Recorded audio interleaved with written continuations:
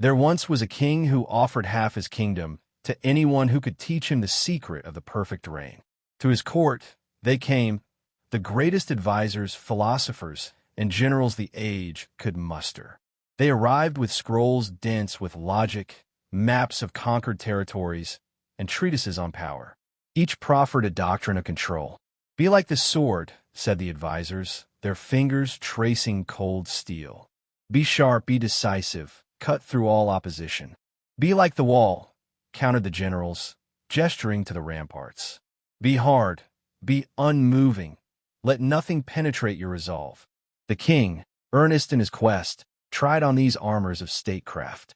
He wielded the sword's sharpness, and his people grew fearful. He embodied the wall's rigidity, and found himself in a fortress of profound loneliness. Yet the quiet, sustaining wisdom he sought remained as distant as the horizon. He had information, but no understanding, command, but no peace. Then came a storm.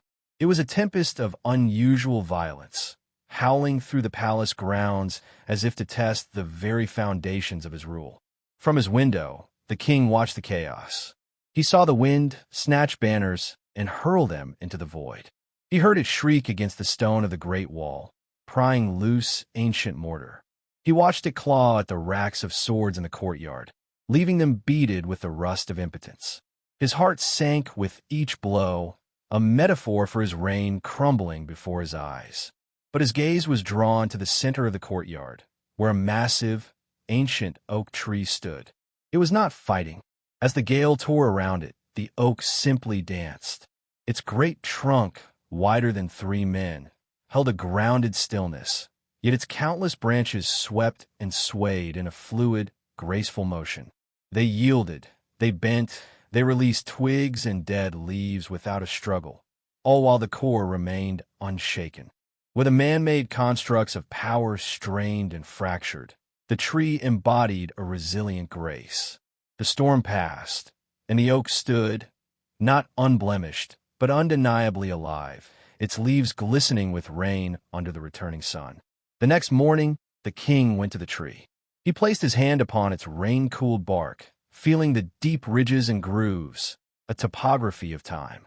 It was here, in the quiet aftermath, that he saw what his advisors, for all their scrolls, had never mentioned.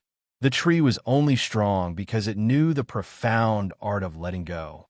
In its silent presence, he deciphered 3 secrets etched not in parchment, but in its very being.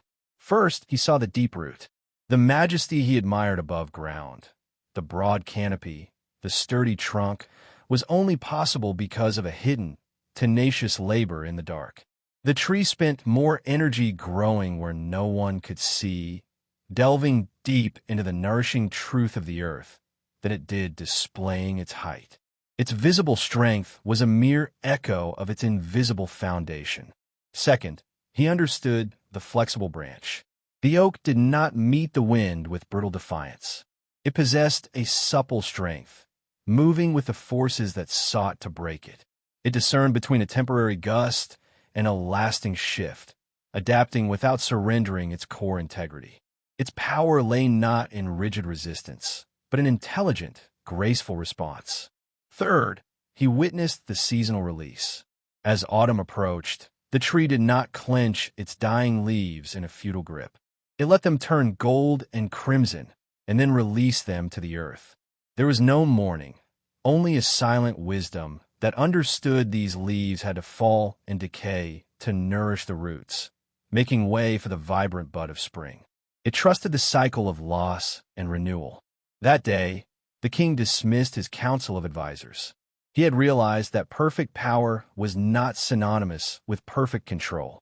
True sovereignty was about being rooted in truth, yet flexible in spirit. It was about the patience to grow deep before growing tall, the wisdom to bend so as not to break, and the courage to release the old to welcome the new. His reign, from that point, was said to be one of enduring peace and resilience, modeled not on the cold artifacts of war, but on the living wisdom of the natural world.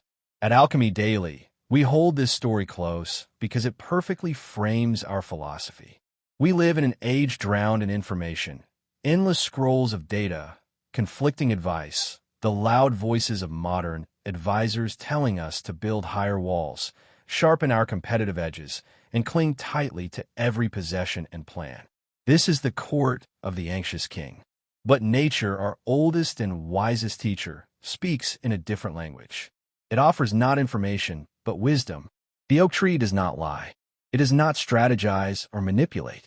It simply embodies the timeless principles of sustainable thriving. We believe your personal happiness and professional mastery are not found in the brittle fortress or the naked blade.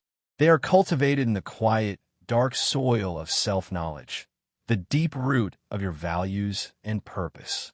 They are honed by developing flexible branch resilience, learning to move with life's inevitable storms rather than shattering against them.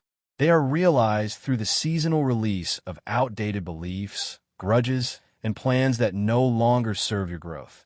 Trusting that this letting go is what makes space for new life. The storm will come. The wind will blow. The question is not how to stop it, but what you are rooted in.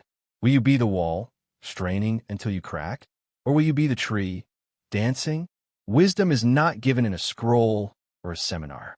It is uncovered in moments of stillness, in observation of the patterns that have sustained life since its beginning, and in the courage to apply those ancient rhythms to our modern chaos. Your gold, your authentic, resilient, and peaceful self, is not something to be manufactured from without, but something to be discovered and refined within. This is the alchemy we pursue, turning the base metal of daily information into the enduring gold of personal wisdom. Start not by building a higher wall, but by deepening your roots. The rest, the strength, the flexibility, the graceful dance will follow.